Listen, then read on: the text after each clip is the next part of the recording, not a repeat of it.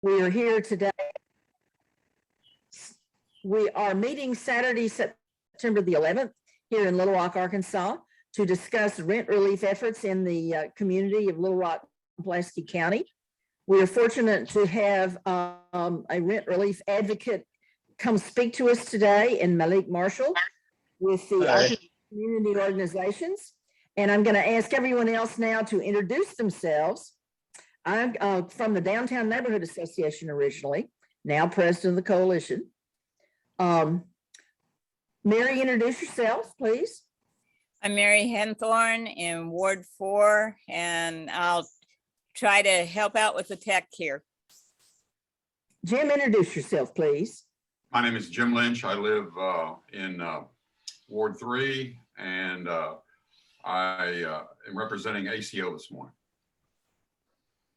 Sarah, introduce yourself, please. Hi, Malik. I'm Sarah. I am the Downtown Neighborhood Association president. I live in Ward 1 and proud of it. So happy to help. Valerie, introduce yourself, please. Valerie, can you hear us? And I'm like, oh, Introduce yourself. I can barely hear you all. I'm trying to get my volume up. Okay. Introduce yourself. I can barely hear you all, but anyway, I'm Valerie Tatum. I am the president of the Geyer Springs Neighborhood Association. And so I'm just on to really hear the good information. And so just want to say hello to everyone. Thank you. Let me point out that this recording will be uploaded on the YouTube channel, probably by tomorrow. And the link to that will go out to our regulars in an email. It will also be posted on the Facebook page for the coalition, which is found at clrn.ar. So you have a way to get in there. I just wanted to announce a couple of pieces of good news that just went out by email before the meeting. I spoke with Judge Barry Hyde yesterday about the slow status of rent relief coming out of the county offices to provide help for tenants facing eviction. And he told me that they had put to work Jamie Lee Witt, who the old timers recognize as a towering figure of professional management in crisis issues, who came onto the national scene with then President Bill Clinton, and after the word opened up his own consulting shop and now has clients around the globe. His headquarters is here in Little Rock. So we are very fortunate to have him at work on this issue. I also found out that we've got a bunch of landlords declining to accept the rent checks, which is an obstacle nobody's yet managed to overcome. We hope to hear more about that from Malik. And at this point, I'm going to turn it over to Malik. Tell us what's going on and how many folks are being evicted in the courts, Malik. Hi, everyone. So yeah, it's been pretty bad. We have a program where we keep track of every eviction that happens in Pulaski County, and we go out and deliver information to them, try to talk to them at the door. And so we've been tracking evictions since February. There's been 964 in Pulaski County since February. And there were about, I want to say like 9 on the last day that we checked, which would have been Thursday. So there's been like a significantly more, there's been a significant more amount since August 26th, when the eviction moratorium was thrown out by the Supreme Court, of course.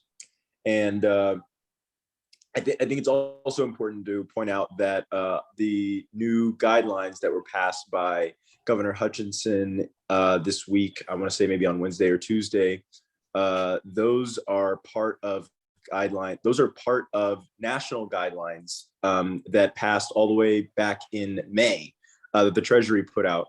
And so we should have been following a lot of those things since May.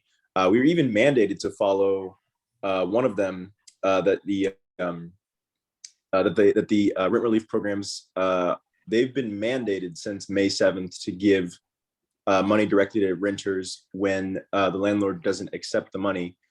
But they have not been doing that pretty much anywhere in Arkansas up until probably now that ASA has released this new guidelines. But there have been 767 evictions filed since May 7th. And that's quite a lot of people that probably could have benefited from a lot of that rental assistance. I know that, you know, because of this program, I communicate with, I mean, we reach out to every person evicted. I would say I personally speak to maybe a fifth of them, maybe a bit less, something like that. And there was a period from like April to July where I almost never spoke to someone whose landlord was accepting their rental assistance. And I also almost never spoke to people who didn't apply for rental. They had all applied for rental assistance. Almost everybody was waiting for it, or their landlord had denied it, which was very, very common. I will say the rental assistance program is getting a lot better just in the last like week or two. It's clear that they said they were going to be doing some hiring in Pulaski County, and they have been, because in the last 2 weeks, almost everybody that I've spoken to has heard back from the rental assistance place, which was like a major shock because that never happens. And no one knows the status of their application for months. That's been the case. But now it's clear they're doing some work. But, you know, they've been telling us they're going to hire new people for like almost a year. So, you know, it's nice that they're finally doing it, but it's a bit late with the end of the eviction moratorium just happening, right? But yeah, it's just there's a lot.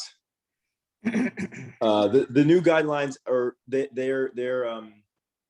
they specifically refer to the ability for, if y'all don't know, for tenants to directly receive the rental assistance when landlords refuse, and also they're hiring a bunch of new people at the DHS program, which covers everywhere in the state except for Pulaski, Washington, and Benton counties, which have their own programs. And so, you know, and they're also just recently passed, or they've started allowing different forms of identification, self attestation or whatever it's called. You know what I'm talking about. And so that's been helpful as well. But again, that was part of the May 7th guidelines. So anyways, I think that the new news on rental assistance is nice.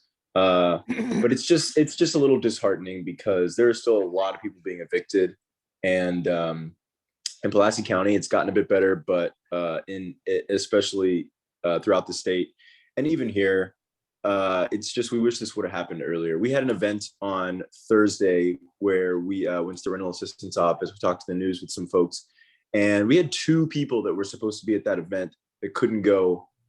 Well, technically we had 4 people who were supposed to be at that event but couldn't go because they were being evicted. 2 of them were being evicted that exact day, and 2 of them had left earlier in the week and weren't able to make it anymore. So, you know, and these are all people that really could have benefited from these guidelines, you know, when they were supposed to go through. But anyways, I feel like I'm kind of talking around. Or is there anything more specific? Today is someone is facing eviction and needs guidance. Are you the one to call? And if so, give us your number. And I'd like to call your attention to Sarah Pilcher, who's in the room with us, who is president of the Downtown Association, who is getting a lot of these distress calls and would like to have some resources to offer folks. So is that you, or tell us what person we should be calling upon? Yeah, definitely reach out to us, 501-376-7151. Yeah, like I said, we speak to a huge amount of renters that are evicted. And we are also sort of in the early stages of trying to develop some kind of program that helps people apply, because the application is horrible. And I'm hoping they're making it better, because it seems like they're trying to finally do these guidelines. But I had to do it with the tenant 2 separate times, and it was like nails on a chalkboard. I don't even know. It was just like, it was so long, and there were so many random documents that you needed, and it was just like, this is horrible. A lot of people don't have computers. A lot of people don't have the knowledge to do this, even if they do have computers, and there's really no programs to help. So we've got one of the groups that we work with started a program in Northwest Arkansas that helps people apply for assistance. So we're looking at something like that for now. So people But can also call you if they wish to volunteer to assist an applicant go through the forms. That's the second reason to call you. oh, big time. If you're trying to assist someone, please call us. Is this going to involve, let's say I become a volunteer, me coming to a particular address and sitting down with a particular person and working with them through line by line of a form over a desktop? So it depends. We've kind of that probably would be what it looks like, and we're still not 100% sure how it's going to look. It actually might be through another organization. I still don't know where they are on that, so I won't say who they are, because I don't. Yeah. Okay. But they've kind of been talking to us about it, and so most likely what that would look like is, because this is how they're doing it in Northwest, like they've actually been going out to complexes, and they set up tables, they get little Wi-Fi things, they have a bunch of laptops, and people just come by, and it's like, rental assistance applications, we can file them for you. And so Mobile Assistance Center. Yeah. In Yeah. effect. Mhm. Okay, then, that's what we need to know. I'm sorry, I'm not very proficient with all this technical stuff. If we were gonna do that and go to a Little Rock complex and sit up on the parking lot, where do you get power to make sure you don't run out at your laptop at the critical moment? Yeah, so they have like they brought like, I don't know if it was, they brought like extension cords and maybe like battery. I mean, they had like a bunch of, there's way, get a portable battery, or I know. or honestly, like your batteries laptop, like if myself. you fully charge a laptop, we probably wouldn't be there that long. It should be fine. That's good. and you That's can the always- question, Kathy, I'd like to ask Malik. Yes, Jim, please come in Yeah, here. well, first of all, Malik, hats off to you and Neil and others on Renters United. You're doing great work. The only thing I really am curious about, I read about it in the papers and so forth. I don't understand why the landlords are refusing the money. I mean, you've got a renter who's been kicked out of a job. The virus has shut off their work hours or whatever. So they're behind in their rent. And now all of a sudden, not all of a sudden, for months, however long it's been, we've got the federal government assisting people with these supplemental payments to keep them in their housing. Why would a landlord turn down this money? I don't understand it. Well, I think in a lot of cases, it's just pure anger with the tenant, and like a level of pride. And I know it's like, well, how do you know? But like, I've seen a lot of these cases where like, they show me the text messages, and the landlord is very clearly like indignant that they would like. So it would be like, oh, here's my CDC form. I can't, you're not supposed to evict me right now. There's an eviction halt. And the landlord would be like, how dare you turn this into me? Like, seriously, like that's kind of like, I've seen that. And they would get really angry. And especially, I think there's a lot of racial prejudice that's tied into that. They really, a lot of times they're just angry. And then there is also the very important point that I believe there's like an IRS. We were just talking about this, Ms. Wells. There's like an IRS form that's kind of part of the Yes, application. W-9s showing disbursement of money, receipt of money is required if landlord X is going to take a rent relief check through this federal relief program. And then, of course, Uncle Sam and the tax office knows that you've received X dollars and they should be getting Y dollars of tax on that.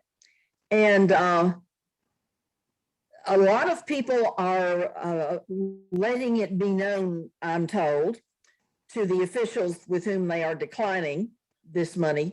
They don't want to file a W-9 with the federal government. And the impression that's left behind is that's because they don't want the government to know they're getting this income. And possibly that's because they haven't been telling this income. And it's not worth it to them to collect the rent on Malik or Kathy or Sarah, because that opens them up to federal viewing of their income in a way they've not had before. I will tell you that I got an FOI request submitted to Judge Barry Hyde yesterday, asking him to release to me the names of landlords who have declined relief checks in Pulaski County. If I get that, then we have a basis to publicly ask these landlords to reverse that decision and to accept the money, and conceivably other advocacy will suggest itself. So that is pending in the future, and I'll let you know what the outcome of that is. Yeah, well, notwithstanding all the bad and awful things that have gone along with the virus over the last year and a half, this seems to be the height of cruelty. Malik, one other thing I want to ask.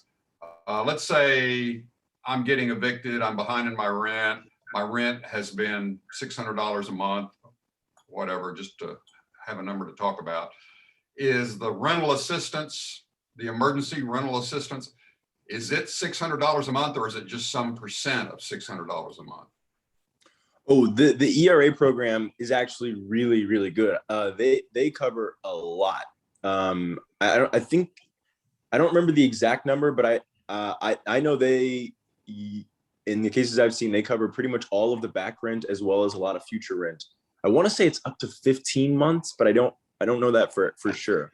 So it's utilities too, right, Malik? Yes, utilities too.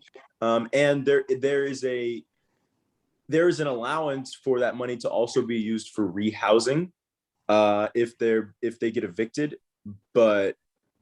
And I think that now that there's this new mandate in Arkansas where they'll give it directly to tenants if the landlord says no, I think now that will come into effect. But again, that would have been really useful if that was happening here in Arkansas for the past few months, but it hasn't been. I've pretty much not seen anywhere that's or I think some places in Pulaski County they have been using it for rehousing. Let me say that. But then I think in most of the rest of the state, I've almost never seen it, or I've never seen it in the rest of the state, and I've almost never seen it in Pulaski. So if there is a memo or an explanation in fairly short order about the current status of this that you've just been telling us about, Malik, is there a document that could be emailed to me and I could share with the network so that those of us like Sarah Pilcher who are getting calls have the information to say, yes, you're entitled to, yes, the program says you can spend it for rehousing, go here and learn more about your rights. Can we get that memo?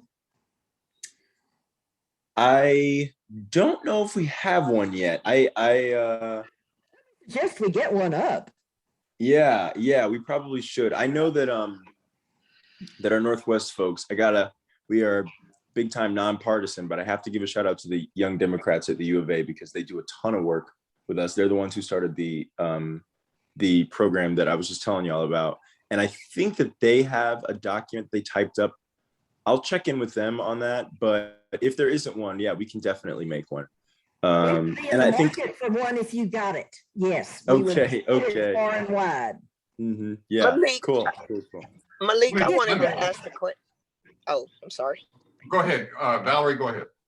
Malik, I wanted to ask the question. Looking at the side of the landlord, I know that the government has really been giving, I feel like, a truckload of stimulus money of some kind, tax credits, all type of things to really help, whether single moms, families, and all of those things. So thinking about the landlord, have you seen where any household, they're getting stimulus money, they're getting this child tax credit? Are they not really paying their bills because the last was $1,400? Or are they really sitting waiting on this riddle assistant application? I mean, so I'm not really standing in support of landlords, but I kind of am, because they do have property that they're renting out. They do have to make money. They're whatever all of this whole thing is. So I guess I'm asking Malik, are tenants really being responsible to say, hey, let me go to my landlord and just say, well, this eviction thing is on hold, so I keep my 14, I keep my $2,000, and I do something with it. And I would imagine, I've seen this in working with code enforcement, parents are buying new cars, they are buying new TVs and things. And I'm not saying that those are not important things. I'm not saying that it's not.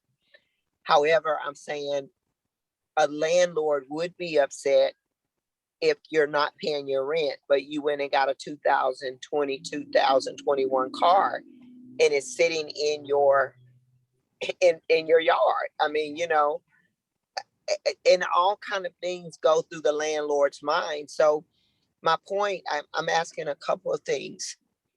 Are tenants really being responsible with the money that the government is really giving them? Have you seen that?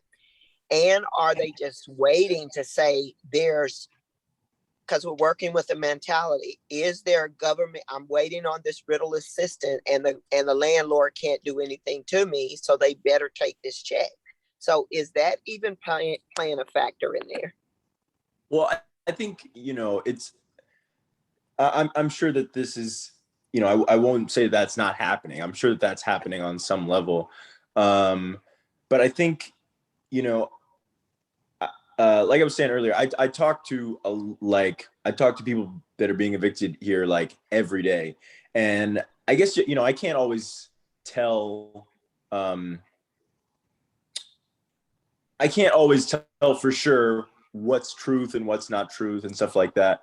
But I think that I guess I can't always tell for sure when they're if they're.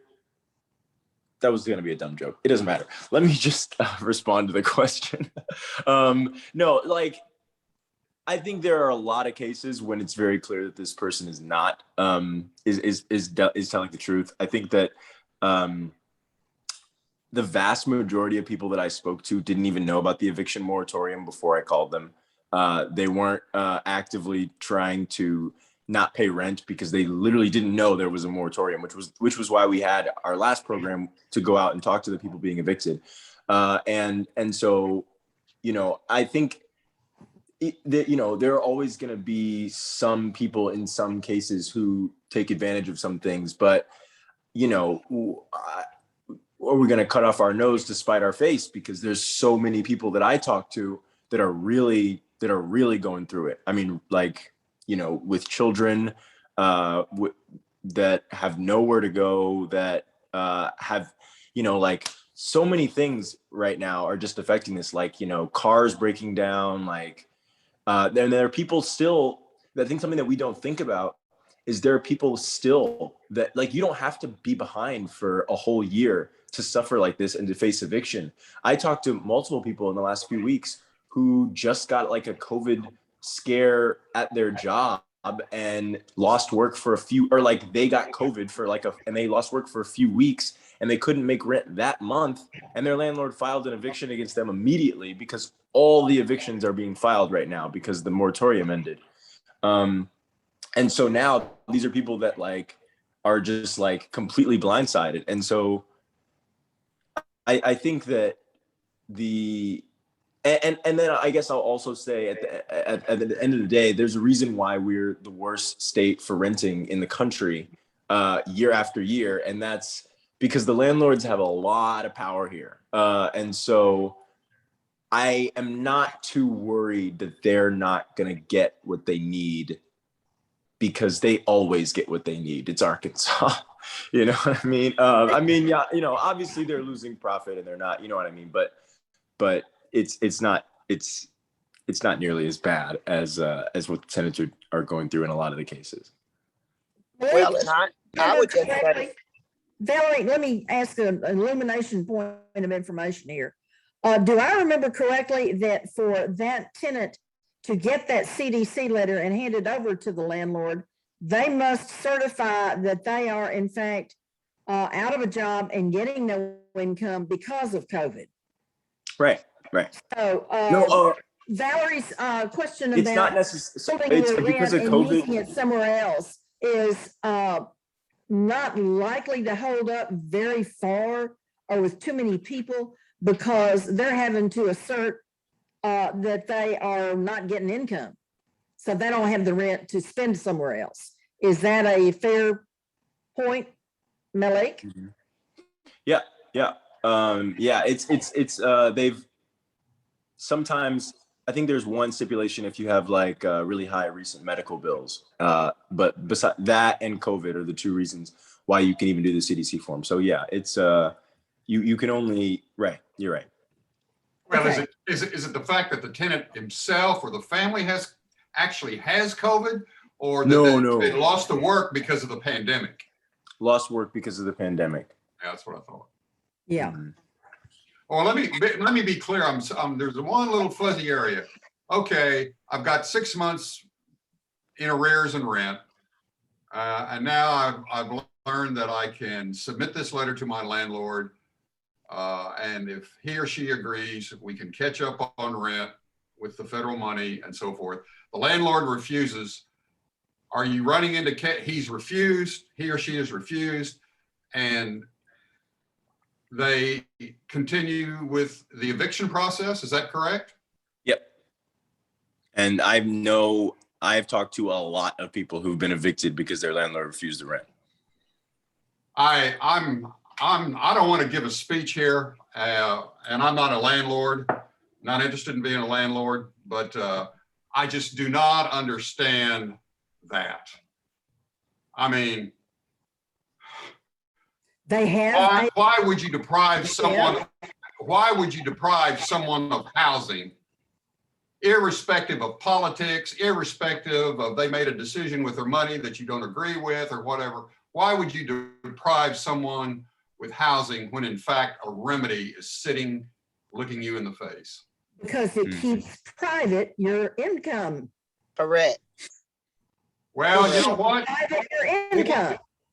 Well, people that don't pay taxes on their income are tax evaders. You know, they need to comply with the law. And I looked out on the Arkansas County data. I just kind of went through there and went around at different properties, condemned properties and different things, and just looking at and working with code enforcement. And you would not believe the truckload. And Malik, thank you so much for that statement. We're the worst as far as Arkansas and landlords, whatever, and they are really preying on our state. But I looked at our AR County data and all of these different things, and you would not believe the truckload of landlords that are owning the property that are out of state. And that is a big issue. And this coalition, Valerie, was very strong advocate getting a statute in place that says if Kathy is sitting there in Dallas or St. Louis and purchases a complex in Little Rock, Arkansas, by law, I must name an agent for service with the local city government and pay the local business license tax. And the code inspectors speak to the license bureau to make sure that each knows of the existence of this complex at 500 Markham address, and that they schedule it for rental inspections, and that the business license is currently paid every year. And in the event that they need to speak to someone in authority at this complex, there is on record an agent by the name of Valerie, let's say, working for Kathy, who is responsible to the local authorities for providing access for inspections or dealing with any other official actions that might come up.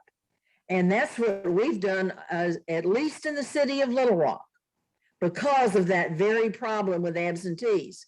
That is, as always the case, you must have political will in government authorities to press and pursue this, to promptly correct the folks who are not obeying the law and bring them into compliance.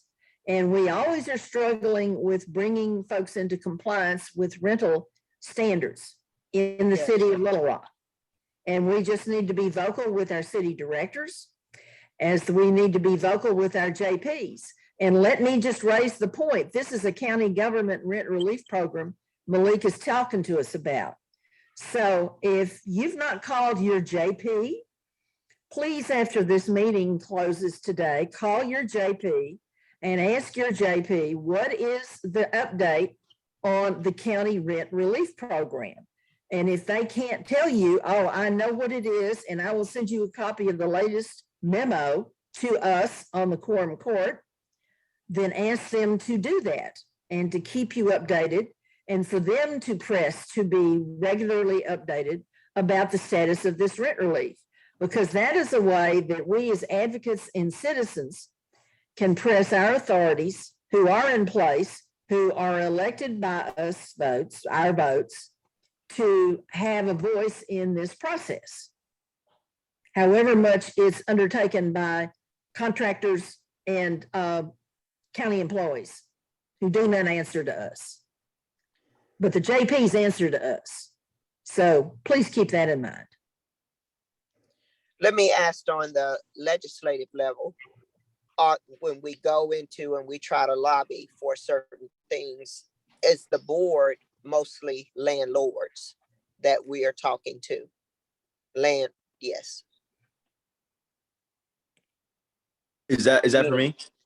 Either one, Jim, Kathy, anybody on. You mean when they go that- out to the State House and we ask for abolition of the criminal eviction statute, for example? Yes, the Property Owners Association, there is an Arkansas Realtors Association, which has a full-time lobbyist on their payroll who Okay, regularly keeps up with all of these folks. Plus, the Realtors Association makes regular campaign contributions to these folks.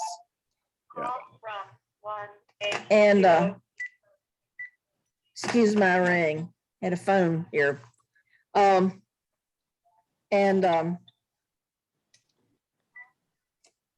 Shut up.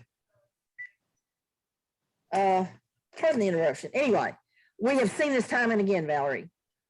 We are up against a very successful lobby of the decades, which is very good friends with all of the authorities, working committee, and voting in a majority in the House and the Senate at the state legislature. right. That's what I was thinking. Okay, So we have that uphill fight. Yes, we do. okay. Also, I want to add in response to what you had said, Ms. Valerie, about them living in other states, because I think that also is why there's so much callousness when it comes to refusing the rental assistance as well. Because, to a lot of the landlords, these people are just numbers on a page. They never see them or ever even interact with them, and probably have no interest in ever interacting with them. So I think that level of removal is probably a big reason for the callousness, I would say. Thank you. I appreciate it. But that brings to mind the financing question that we had. How are the landlords getting by if they're not passing along their income to pay off the mortgage on their rent property complexes in particular, which are what the absentees most often have purchased in the city of Little Rock? It's not an odd rent house here or there that lives next to you or me. it's a unit of 100 out there on Baseline Road or somewhere. These folks are dealing with major houses of finance that are dealing with this across the nation. And if this group is not themselves national in our activity, they are connected into that national finance and loan giving and loan collecting. And I've not seen too much news about that. So my guess is they are successfully getting waivers or scraping by on paying something in part.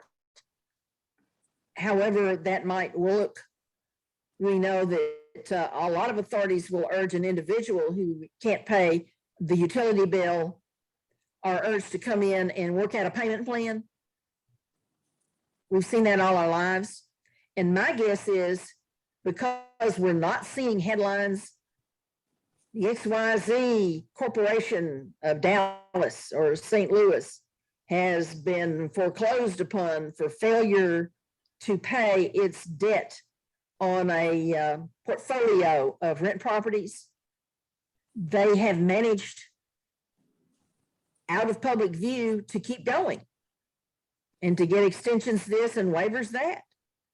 Because now that we're raising the question, I can't remember ever seeing a big news story about such as that foreclosure and shutdown of a national property manager company.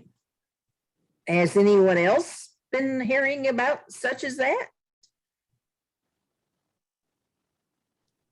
Then I guess they've managed. They've managed.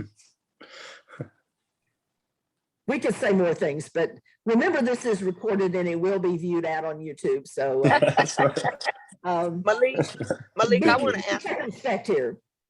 Malik, I want to ask a question. Can you really speak to environmental court? Is it lax? I've heard so many things. Are the extensions continued being extended when they should be cut off? Or, I mean, give me, because I've been in environmental court with individuals and I've been on both sides. Tell me in your mind, what are you thinking about environmental court? What is the taste in your mouth? What is the temperature about environmental court? Please. I do not know what environmental court means. Okay. That's not the eviction court, Valerie. Okay. Go down the line of a circuit judge in the courthouse. Oh right? yeah, it's a circuit court for the evictions. Do you know any judges' names, Malik? Any of the judges' names? Yeah, do you know whose court's getting these evictions filing? Oh gosh, I look at them all day. Yeah, it's pretty much all of them here in Little Rock. We see Alice Gray, Wendell Griffin, Judge Fox, all of our circuit elected judges are handling these evictions. So we have a question to research, which is what kind of tolerance and understanding are they displaying or not? I think you're missing Valerie's question. There you go. Valerie's talking about the city court. I forgot the judge. Yeah, we're talking about the city court that was. It takes all the housing code enforcement cases for the city. It's not Alice Gray. It's not Alice Gray and all those folks. It's over on the city side. But they're not. But that's not for evictions. No, they don't. He doesn't deal with evictions. He doesn't throw people out of their houses. No, He deals with subject. properly. He deals with compliance to housing codes. Yeah, I can't really speak to the city to those cases. I haven't really been following those, unfortunately. So that's just an apples and oranges cases of court topics, and jurisdiction is for the one is not jurisdiction for the other. But Kathy, I do think that there is a lack of communication between the city government and the state government. I mean, Why whether did there be any alleyway, communication, Valerie? Keep talking, your point isn't clear, I'm sorry. I just feel like now the city government directors are not speaking clearly with legislation, state government, whatever. I just feel like it's a group of people, 700, I wrote it down, 767 just filed in the since in the last 9 days, I guess, since last Thursday, 964 since February. My question now is, there is a sincere disconnect because whether it's city, whether it's coding, whether it's at the state level or something, there is a true disconnect somewhere. And someone, Kathy, in my mind, is not doing their job to allow all of this to go on. And I believe you go to court for certain things to happen. So my question was, how much leverage is given at the city? Is it over and over and over and over? I do see where there's condemned houses and somebody can just go in, a land or a subpar living, and a landlord can just go into the city and they can say certain things and the city directors just vote and give them an extension, get it together, whatever, and they drop the ball. Okay. That's sewage backing up, whatever.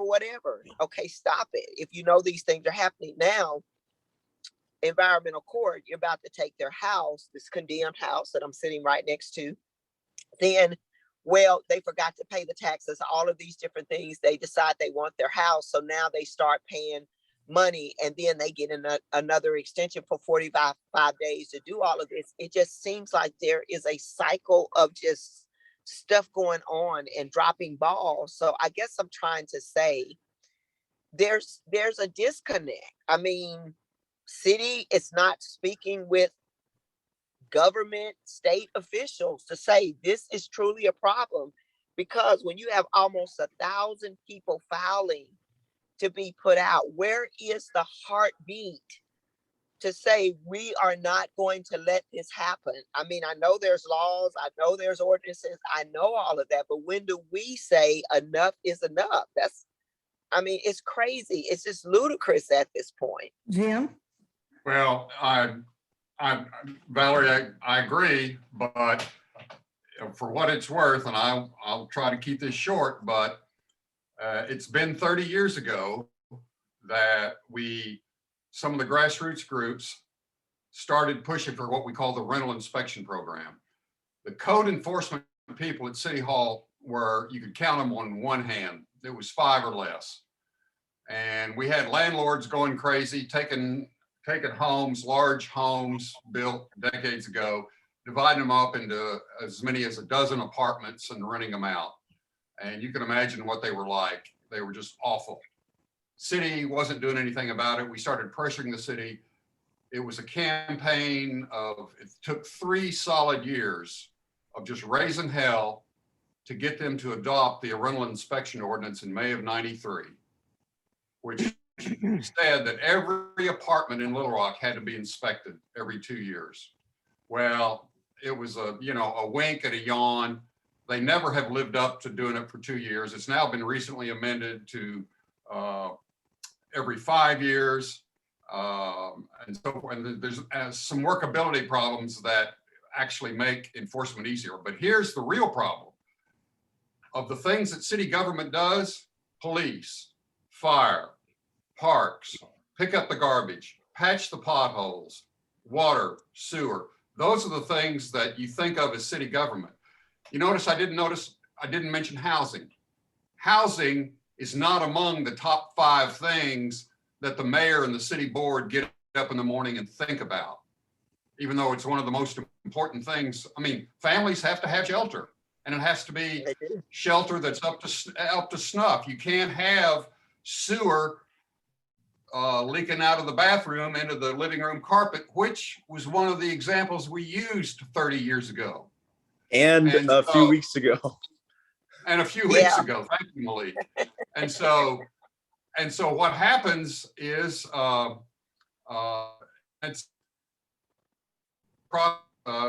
There's been some things that we've done to improve the overall infrastructure.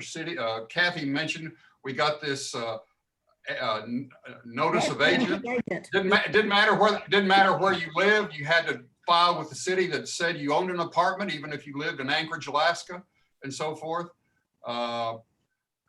And some other things have been done. But as I speak today, housing is not a priority at City Hall.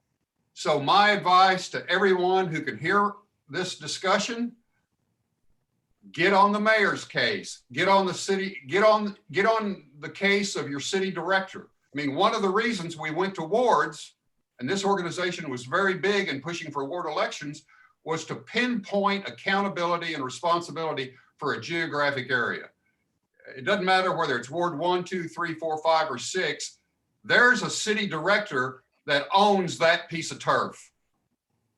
And they should not be allowed to just kind of look the other way when they find weed lots and condemned homes. And Valerie, you pinpointed it. It's all going on, and it's all so low on the priority list. Without naming names, that's not my intent. But honestly, the housing department at City Hall has not had the best management over these decades. It usually, somebody gets appointed that's a friend of a friend of a friend, and they really, they're not the kind of go get them attitude that we really need for housing code enforcement. But it's equally true that the housing department of the city has no real support from upper management. Well, that's where the political will comes in. You talk about a go get them thing. That's as likely to get you fired at City Hall as it is to be applauded and for your bosses and their bosses to say, keep up the good work. But you know what I realized, Malik? We have not gotten you to tell us about what has happened to the families who are evicted. I'm assuming that you talk about these filings, that these have been handled, and that you know of plenty of folks who couldn't stay in their current abode. So where are these evicted families going? I'm very worried about this pressure on what I gather is a tight rental market. We seem to have a lot of folks staying because of COVID where they are. So where are these folks going? And do you have any referrals to give them to go a certain place and get a new apartment?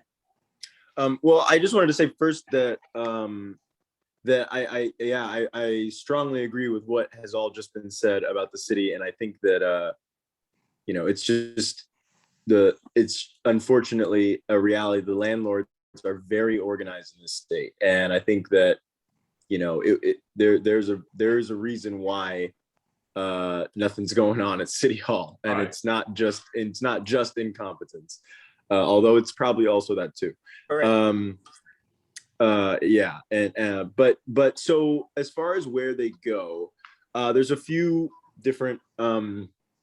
So a lot of folks that we've talked to, the lucky ones, get the honor of going to live in the places that we're talking about with City Hall.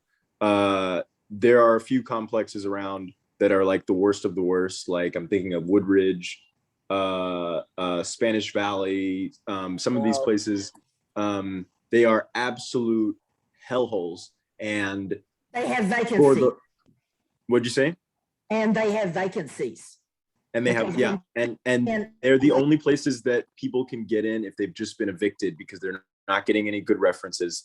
A lot of the people usually, they don't have great credit. And so a lot of them just end up going to these places that'll accept anyone, but they'll treat you like garbage. And I mean, garbage is just a perfect word. These places are so gross. Oh my God, it's so gross. We went and helped this one tenant move in just recently. We visited this other, I don't even want to talk about it. It's disgusting. Wow.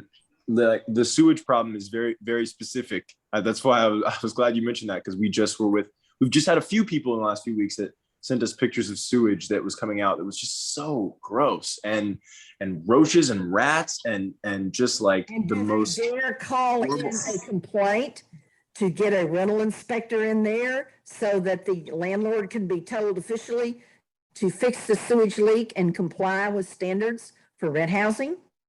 Yeah, Or we did in that one. thrown out, they say nothing. So it depends. I'm not sure exactly. I don't know if it depends on who goes out there or if it depends on which landlord knows who.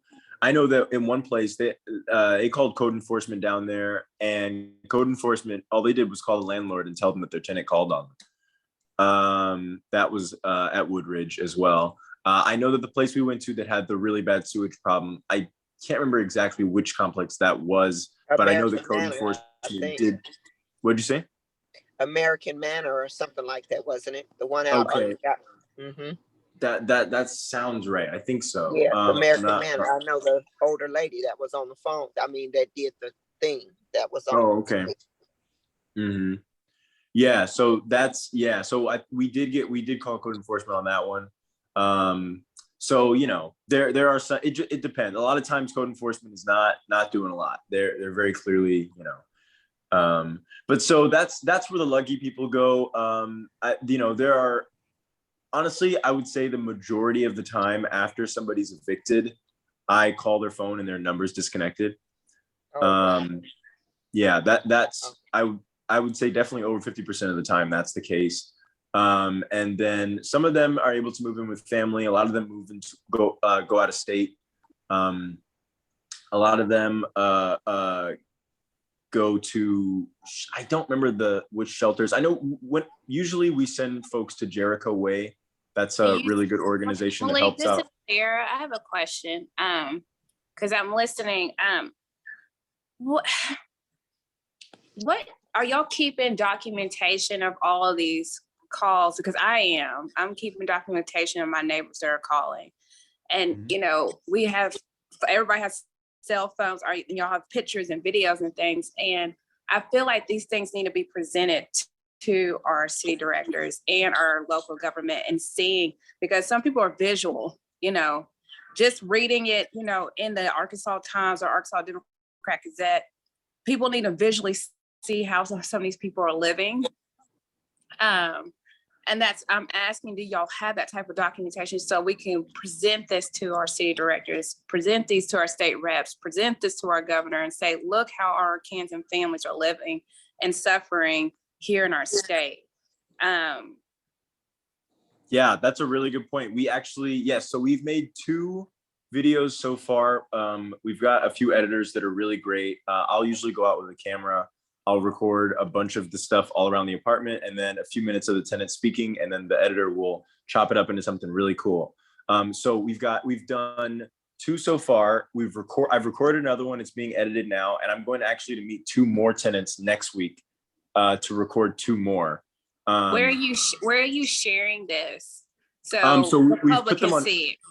Yeah, we put them on our Facebook page. I really love the idea of taking those videos down to City Hall.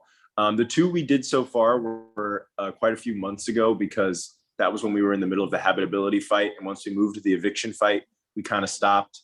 But now we're just starting back again. So the one that's being edited now should be up as soon as I get it. We'll be putting that up, and then the other 2 I'm recording next week. So in the next 2 weeks. Page where you can go look at this. Yes, but you just want to go to the videos tab and scroll down a little bit, and you'll find it. It's been, I think they were from like February, around that time. And the name of your page, Malik. What'd you say? The name of your page, Malik. Arkansas Renters United. Arkansas Renters United. Okay. And everybody get that? Yes, and I have another question for you, Malik. I know you're saying you're sitting in Jericho and our house. Are you working with any of these apartment? I keep seeing apartments get built all over Little Rock. I keep seeing it. Are you all even sitting down and talking to them and saying, hey, we have this. Are you willing to? We're trying to get them into a new housing, move them into a new apartment. Are y'all working with those people at all? Those businesses, those owners? Mm-hmm. No, we are not. Honestly, when it comes to our role that we've been taking, once the person is evicted, we usually pass them on to someone that can help better than us. Because it's just not, we're at this point pretty skeleton crew, and we just don't have the capacity to really get in depth with folks that are evicted. We do everything we can to stop them, and then we send them to our allies that like, you know, Jericho Way. I honestly don't even really know anything about how to help someone who's already homeless. I talked to Jericho, and they give me advice sorry. The city pays Jericho Way for its work. Yeah, So and they do great they work. are the one that everyone should first resort to. And the moment that they get overwhelmed beyond their abilities, then they are in a position to claim resources in a wider network. So everybody, please do keep in mind going to Jericho Way. Keep in mind the Facebook page of, is it Arkansas Renters United, Malik? And looking at those videos. And Malik is going to send me an email when that third video comes out, so I can alert everyone to go look at that. Right, Malik? Yes. And I really like the idea of taking those videos down to City Hall. I'm going to talk to Neil about that, because that's a great idea. That's a fantastic. I mean, I just think that sharing it with our city directors, I mean, I'm saying for Little Rock, I mean, even across, you know, our state reps, our senators, sharing and visually seeing how these families are living and how these children are living.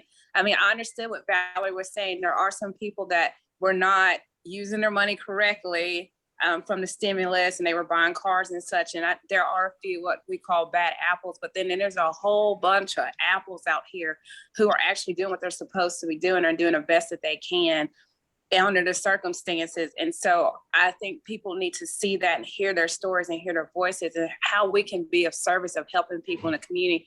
I mean, these are human beings just like we are, and they deserve a roof over their head. They deserve to have food on their table and some type of comfort. And we have to all come together and work together. And even with the property owners and these renters, I understand the owners, they have to have money to pay their bills. That's what they need it for. But in the whole essence, we all have to work together and be in service of each other. It's just, it really has been breaking my heart to talk to these single mothers, and they have 3 kids, and they're calling me and they're like, I got evicted, and they won't even take my check, and I got the renter check, and Sarah, and I mean, come on, you know, we somewhere in there. I mean, and especially for our public servants, which are all our politicians, this is part of their service, is to be a service to our community. So we have to work together. And so that's the only reason I was like, taking videos, taking pictures, emailing them, showing them these are families out here. These are kids, these are mothers, these are fathers, and they're working, they're trying, and no one expected COVID to last this long, and nobody expected it to be here, and we're all trying to work together. And I think if they see that, and I'm hoping they see that will put a fire under them to say, hey, we got to do something to fix this. We all need to come to the table to fix this and come together. Because like you said, you have a skeleton crew. I mean, right now on this call, it's 6 of us. I mean, there's more that should be here, and we all need to come together and be of service. Yes, ma'am. And we've got some technical issues to address about how we get that video from its current location into the hands of city directors. Mary, is that something you might help us with, or do you know someone who can? To get the video off of the Facebook page. And I'm thinking the old-fashioned approach is getting it presented during a citizen communication 3 minutes to the city board, but that may not be the best way to do this. Can you help us with that? I may be able to download it from the Facebook page, but Malik, I may have to ask for your help with that and your permission to do that. But if it is shareable, if it's posted as public, I can definitely link it to the coalition sites, get some more views there. But I'll go see what I can, and if I have to go back to Malik for more assistance getting it and permission to share it, I'll work that out. Cool. And I can also like download it and get it where it needs to go. I can email it and stuff like that as well if you need me to. Would you like that? Would you like an email video? Mary. What? Would you like an email video direct to your inbox? You're not Would going that- to email the video. Okay, so bad idea. It shows you my ignorance about the system. Yeah, they're big. I don't know Yeah, how they're- long it is, but usually videos are too large to email. And We have other Sarah, ways of getting it around. one of the things is once Mary is able to put it up on the coalition Facebook, that means that she's in a position to assist you in putting it on the Downtown Neighborhood Association Facebook. Well, you can share it, Malik. So with Facebook, the Downtown Neighborhood Association can follow that page and we can just share it off of your page. And also you can also, and you can also think about housing in, you know, the videos on like Venmo or YouTube. So it's accessible so people can share it through email. So that As way, long if you're as, not long as able it's to- public, we'll get it out there. yeah. Okay, we have a plan forward. We will continue to monitor this. Everybody's got everybody's contact information. Malik, once again, tell us how to call you. We are Arkansas Renters United, 501-376-7151. And yeah, just I guess I'll close by saying that I think Jim said it best earlier, you know, housing is a human right, and everybody deserves it. And even if they maybe made bad decisions, you know, everybody needs housing, especially if you got kids. Okay, I think with that, we will conclude this session. Does anyone have any last minute other thoughts? Okay, this will be up on YouTube itself. Thank you so much for your participation, and we all know how to contact each other subsequently. Thank you for participating. We have now ended this rent relief discussion of the Coalition of Little Rock Neighborhoods for Saturday, September the 11th. Thank you all for participating.